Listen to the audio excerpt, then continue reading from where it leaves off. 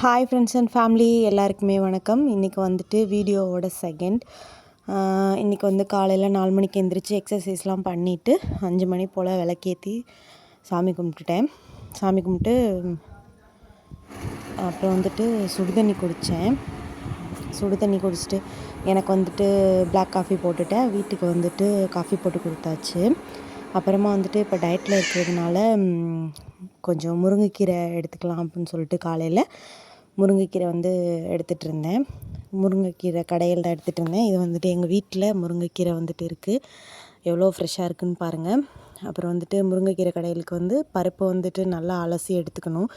துவரம்பருப்பை அலசி எடுத்துட்டு தண்ணி ஊற்றி குக்கரில் தண்ணி ஊற்றிக்கிட்டு அப்புறம் வந்துட்டு வெங்காயம் பூண்டு இதெல்லாம் வந்துட்டு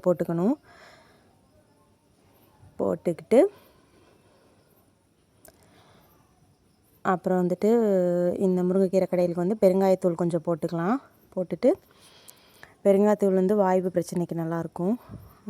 மஞ்சத்தூள் கொஞ்சம் ஆட் பண்ணிட்டு முருங்கைக்கீரையை வந்து அலசி வச்சுருந்தேன். அதையும் அப்படியே கொட்டிட்டு ஆக்சுவலாக இந்த மாதிரி செஞ்சு பாருங்கள், நல்லாயிருக்கும். இன்னொரு மெத்தட்லேயும் நான் வந்துட்டு செய்வேன், அதுவும் நல்லாயிருக்கும். அப்புறம் வந்துட்டு குக்கர் போட்டு மூடிட்டு விசில் வச்சுட்டு உங்கள் விசில் பொறுத்து. ஆக்சுவலி எனக்கு வந்துட்டு 3 விசில் வச்சா போதும். அதனால் வந்துட்டு 3 விசில் வச்சு எடுத்துக்கிட்டேன். 3 விசில் வச்சு எடுத்ததுக்கப்புறமா நெய் வேணும்னா நெய் ஊற்றிக்கலாம், எண்ணெய் வேணும்னா எண்ணெய் ஊற்றி தாளிப்பு கடாயை வச்சு எண்ணெய் ஊற்றி கடுகு உளுந்தம்பருப்பு போட்டுட்டேன். உளுந்தம்பருப்பு வந்து கொஞ்சம் கூடவே போட்டுக்கோங்க, நல்லாயிருக்கும். கடுகு உளுந்தம்பருப்பு போட்டு நல்லா பொரிஞ்சதுக்கப்புறமா கொஞ்சமாக வந்துட்டு உங்களுக்கு தேவைன்னா இதுலேயும் நீங்கள் பெருங்காயத்தூள் ஆட் பண்ணிக்கலாம். நான் வந்து போடலை, கொஞ்சம் சீரகம் ஆட் பண்ணிக்கிட்டு நல்லா பொரிஞ்சதுக்கப்புறம் வரமிளகாய் வந்துட்டு சின்ன சின்னமாக எடுத்து வச்சுருந்தேன், கிள்ளி வச்சுருந்தேன். அதை வந்து போட்டுட்டு இதுக்கு வந்து கருவேப்பிலையெல்லாம் போட தேவையில்லை, ஏன்னா முருங்கைக்கீரைன்றதுனால.